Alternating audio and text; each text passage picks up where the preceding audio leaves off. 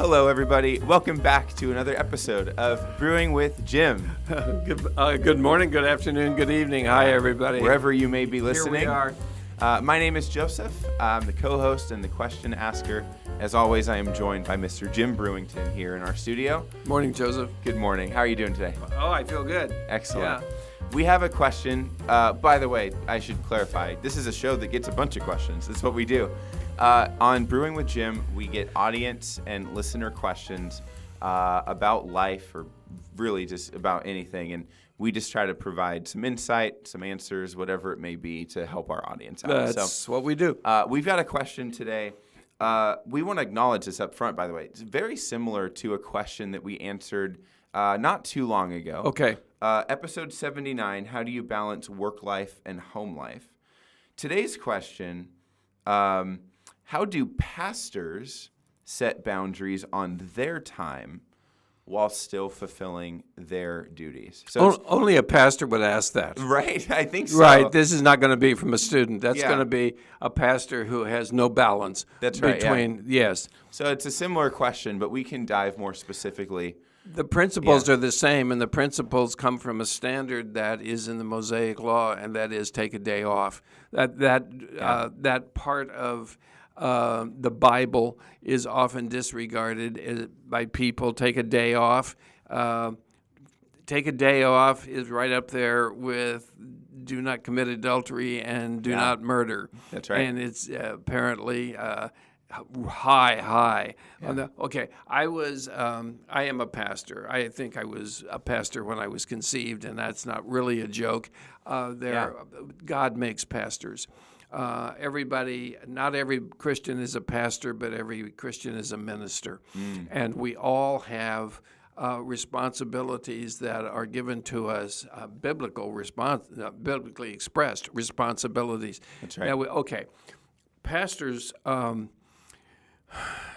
come in all sorts and conditions and colors, and we're all different personalities. We're not the same. That's right. And I spent 42 years working in churches as a pastor, and I can tell you that there have been times when I was so overwhelmed with the responsibilities that I had in the churches that I really did not have time for my marriage or for my kids that's just wrong. Yeah. And it's wrong from this perspective. There are people, we call them senior pastors, or we call them lead pastors, or the founding pastor of a church, or whatever, but it's the head honcho. Yeah. It's the high mucky muck. And so this guy often feels that he is responsible for the entire church. He's not. Yeah. Christ is the cornerstone of the church. Christ is the head of the church. Now, it could be recognized by the pastor that, well, yes, Christ is the head of the church, but he doesn't run the place. I do. Right. And when that, then I have to be super pastor. I do all the weddings, and I do all the funerals, and I do all the hospital calls, and I do all the preaching, and I do all, and then on top of that, ministerial responsibility comes. Yeah. Well, I have to check the budget of the church. I was going to ask about this. You got to do all these in a small church, and I did pastor in a small church. I typed the bulletins. Yeah. I counted the money. Yeah. I posted the donor records.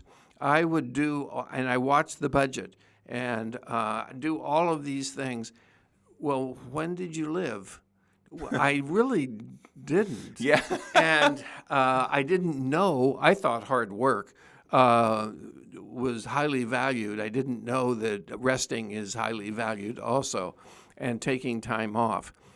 There are some denominations, I know I could name a couple, where the pastor takes 1 month a year off. Sabbatical, And yes, you call it sabbatical. That sounds really nice. Actually, they just go to go to the beach. Yeah, exactly. Yeah, and then there are pastors who, in addition to thinking I'm responsible for everything, no, you're not. You have a church filled with ministers. Everybody's a minister. Delegate some of it. Now, it is in the head of some pastors. It hasn't been said unless I say it. If I say it, it's been said. If somebody else says it, it hasn't been said. Get over yourself. Yeah. Let somebody else That's right. preach. Don't let anybody else preach. That's right. They need to be vetted because they have an enormous responsibility standing in the pulpit, proclaiming the word of God. They have to know sound doctrine. They have to, okay. But I think that relaxing and realizing, Pastor, that you don't have to micromanage the church. Yeah. All micromanagement, church, ecclesiastical, or business, or otherwise, is based on mistrust. I don't trust anybody to do what I have to do. I have to oversee everything. Yeah. Well, then I spent 17 years as a pastor on staff in a mega church with thousands and thousands and 10 or 12 different campuses and so forth. You can't micromanage. You can't hold that all together. You can't hold that, no, at all. I was asked one time, twice, if I would like to be the lead pastor of a church because the lead pastor was stepping down. Twice they said no, because I would rather minister to people than run a church. I don't want to run a church. Let somebody else run the church. Yeah. But I had to get my duties in order. I had to realize that the priority is my family, but the urgency of church business is sometimes will trump the priorities. Okay. There was feedback from that, if you will, and then I will add a point.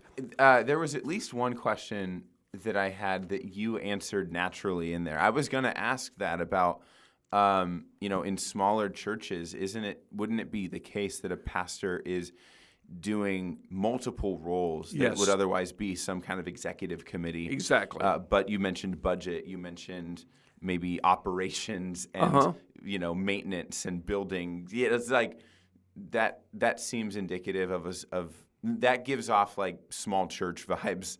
I've heard I'm aware of at least one church as well that and this has always perplexed me when I hear about this kind of model, but a church that has like a Christian school that is attached to it, and the pastor of a church is sort of by extension an educational, like an academic principal. Yes. And that just seems terrible.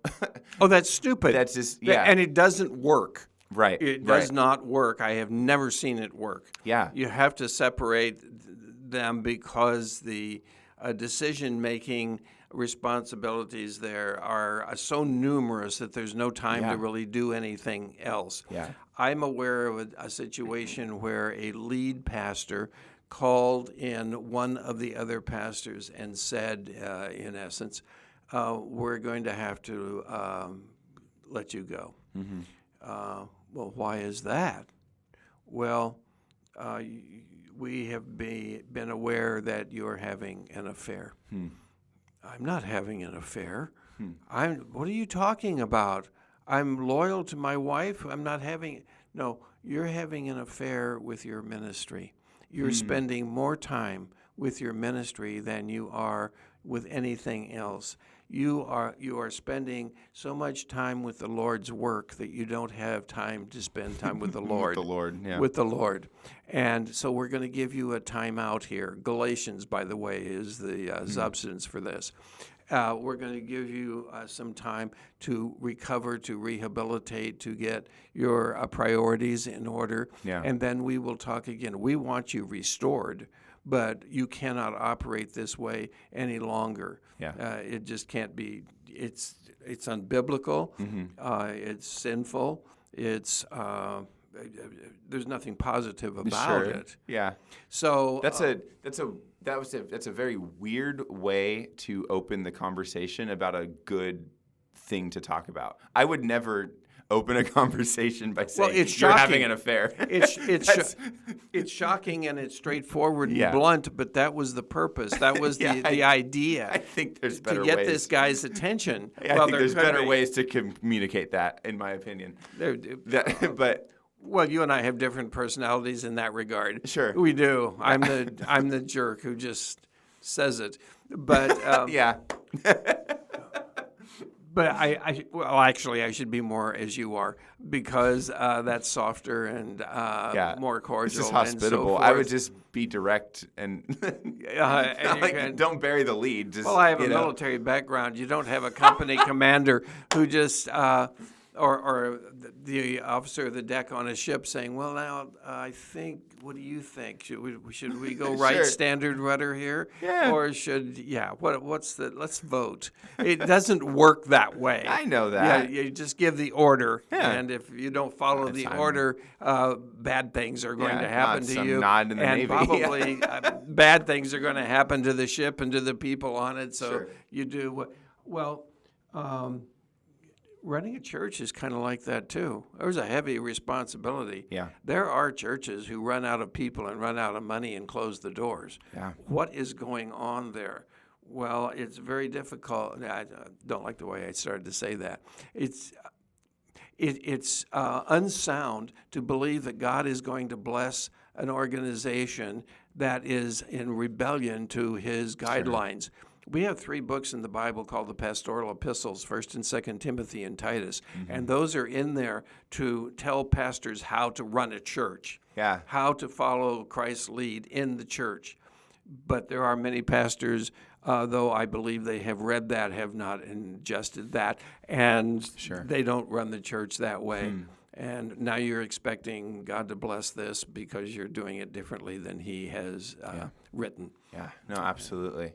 So what would you say to someone who is like looking after a super small church and they don't really have a lot of help? Like, how do they go about that in a way that is like, it has to happen, but we want it to be healthy?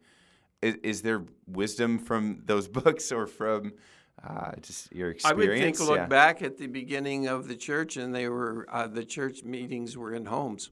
Yeah. And we didn't have I'm Sure. not that old, but they didn't have buildings to worry about and budgets and so forth. Yeah. Everybody would contribute. Everybody would bring food. Everybody would take care of each other and so forth. Now the church has more responsibilities because we are not doing what the church is supposed to do.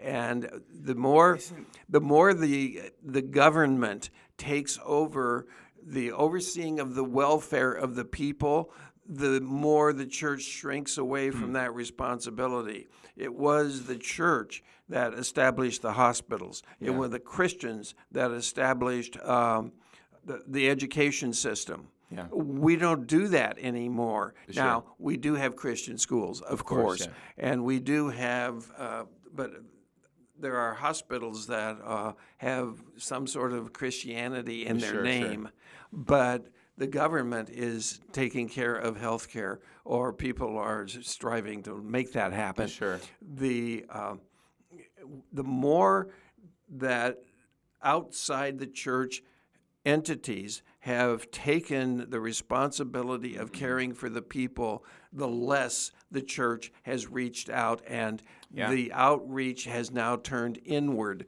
and we are watching each other and taking care, trying to sustain our own organizations.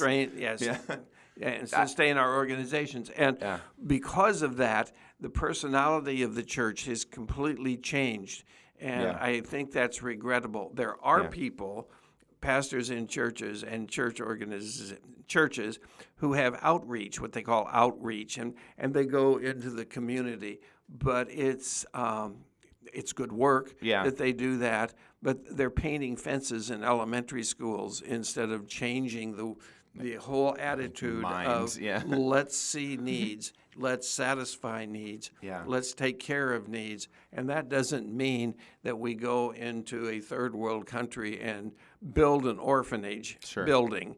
It doesn't mean that at all.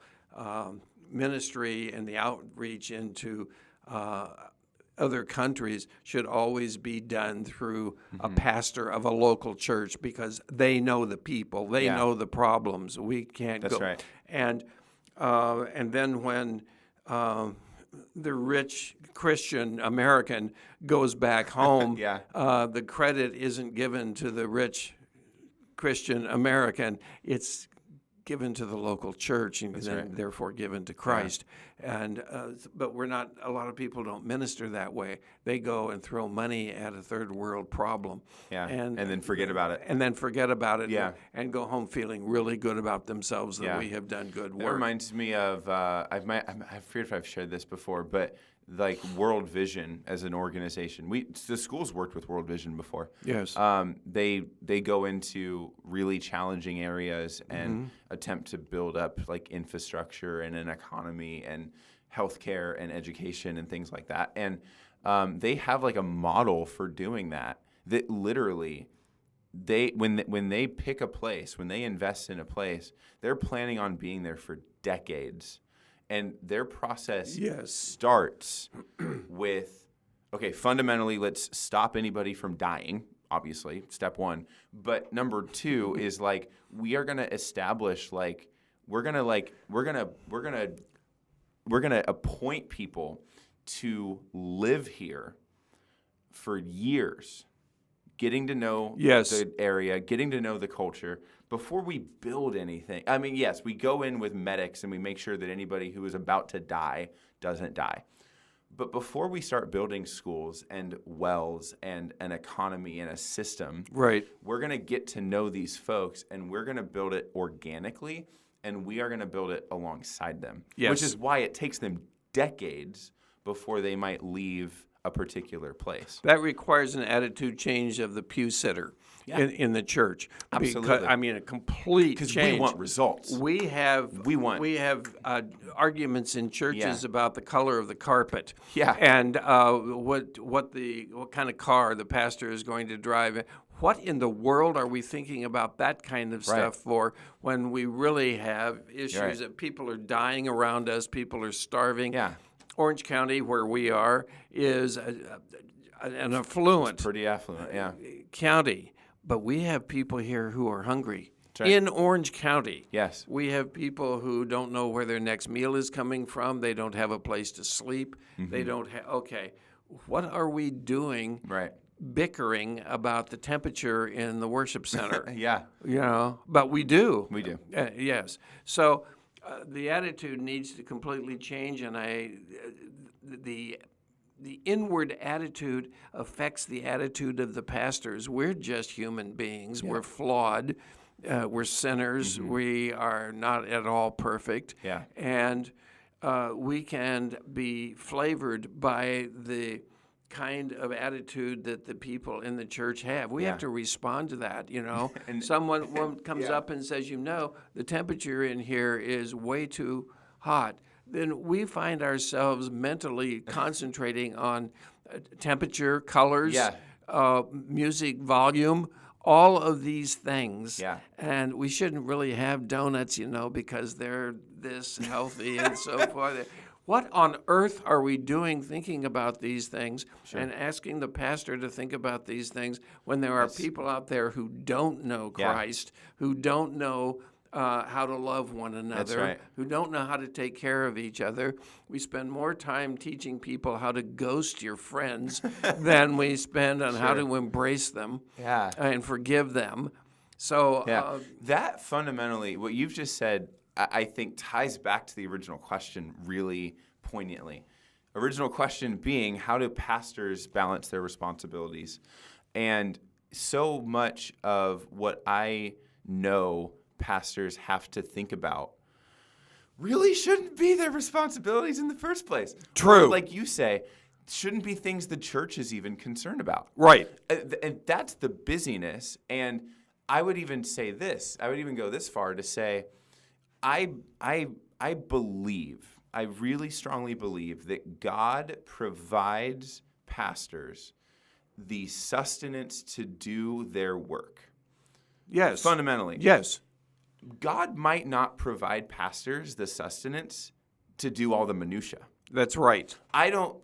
Why would God feed you energy for you to go worry about, like you said, carpet colors and stuff like that? That's not what he wants you to be thinking about or working with or having to stress about. When a pastor can focus on the fellowship and the ministry in a very meaningful and organic way, that's when that pastor's prayers for their daily bread and for sustenance from God, I feel like are going to get answered.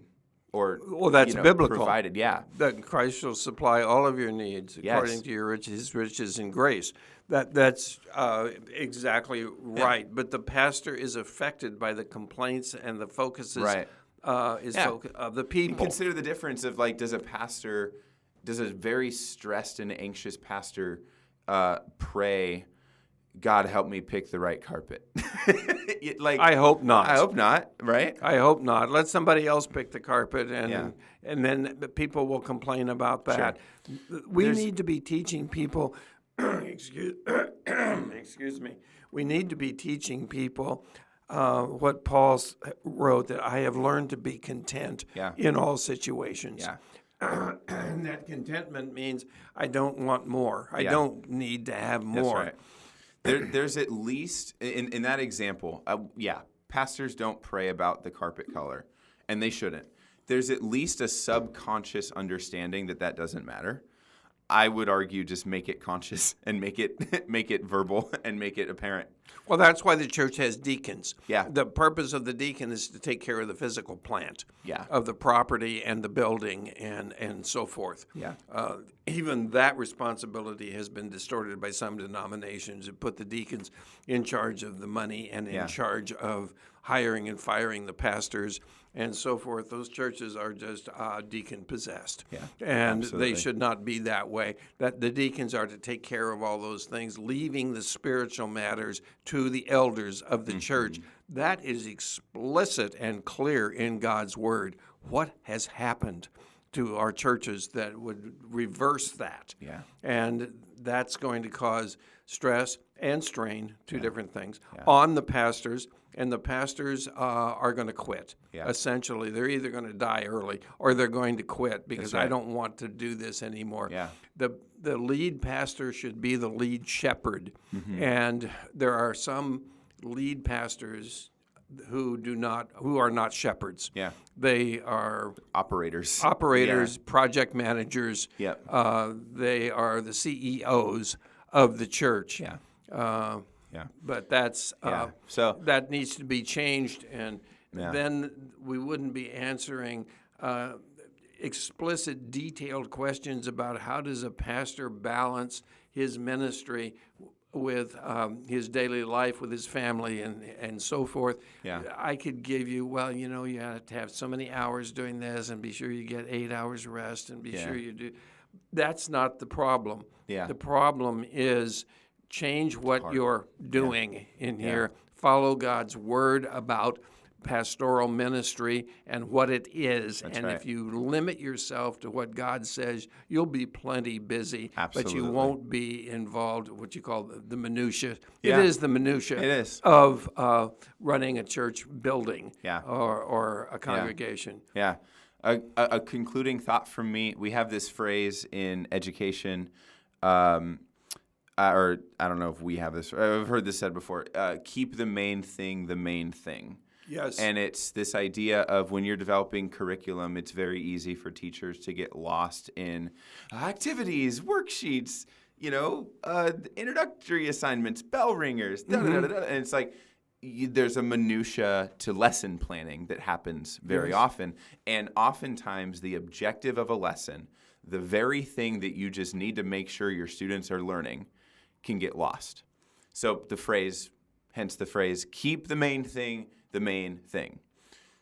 I think that applies to really any position, any job, but let's focus that on pastors. Define what the pastor is supposed to be doing. What's the main thing pastor should be doing? We have a head of schools here. Yep. I am not going to go into his office and say, come back to my room and tell me what you think of the temperature.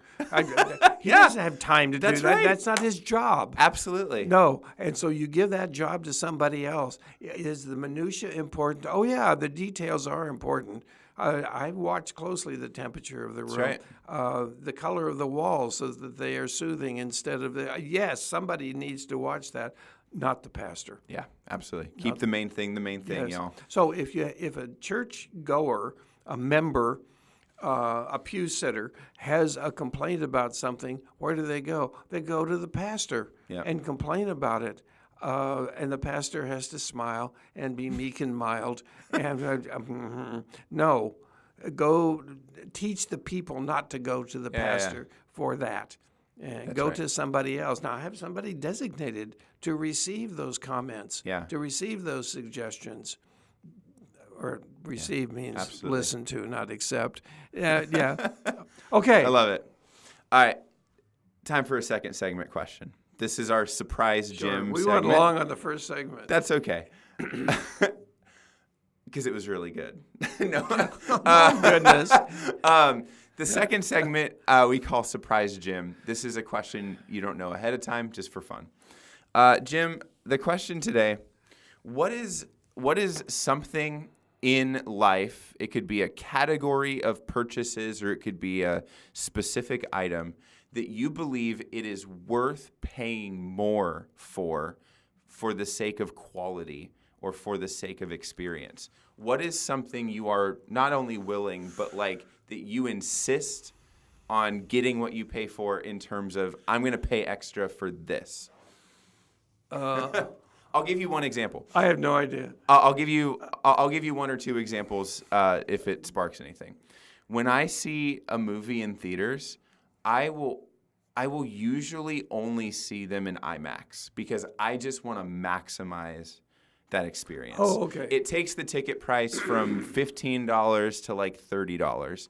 But if I'm going to the movies, man, I want to be at the movies and get the best. You know what I mean? Okay. All right. Well, you don't want to watch a 35 millimeter film clicking through a projector. No, I want to watch a 70 millimeter 70 film. millimeter film. There are times when high quality just makes sense economically. You can buy something cheap, and then you have to replace it 4 or 5 times. Sure. I think that the house, to be a home, needs to be comfortable. Does it need to be luxurious and big and flagrant? Not in my mind. Sure. I don't have that. But I want an air conditioner. If I live in a really hot community, I want it to be a good one. Yeah. I'll pay extra to get a good one. That's a good I answer. want I love that. I want the heat to work right. Yeah. In there, I have. This just popped into my mind. Debbie, my wife, thinks I'm nuts. I like flannel sheets, and and all my sheets are flannel sheets, and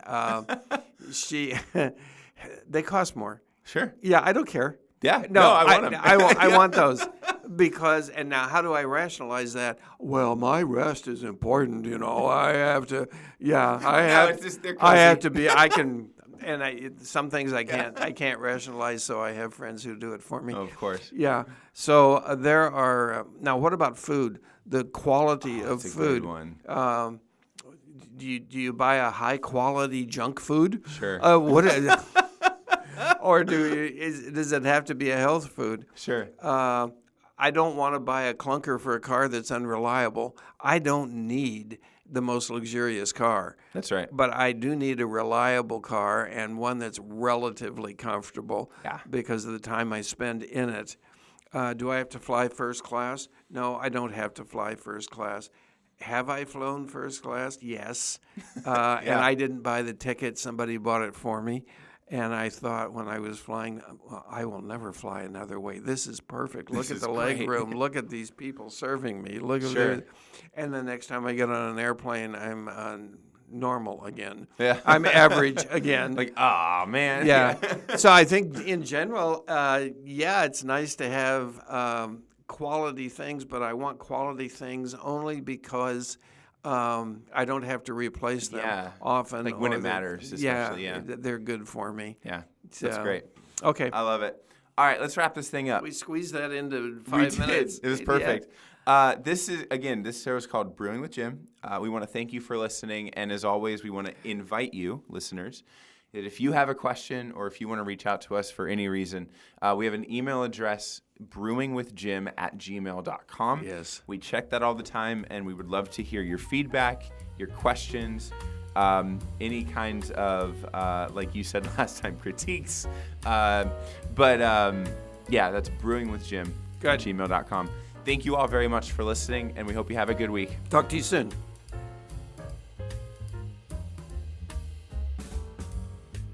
The topics that are covered and the answers that are offered during episodes of Brewing with Jim are designed to mine the wisdom attained from a life of pastoral ministry and care.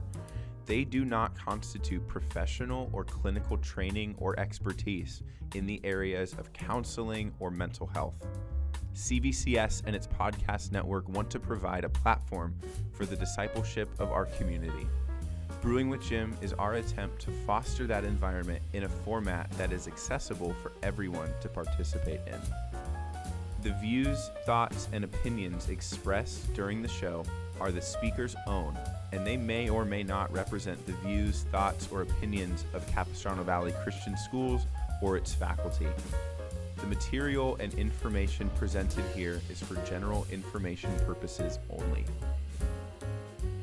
This episode has been a production of the Capistrano Valley Christian Schools Podcast Network. Capistrano Valley Christian Schools is a Christian JK through 12 school in San Juan Capistrano, California. Be sure to check out, subscribe to, and leave a review of this show and the other shows on our network on your podcast player of choice. Doing so supports the school community in a multitude of ways. For more information about the CVCS Podcast Network or any of our other shows, check out cvcs.org or email podcasts@cvcs.org. On behalf of the whole network, this is Mr. Jasper saying thank you again for listening and stay tuned for more.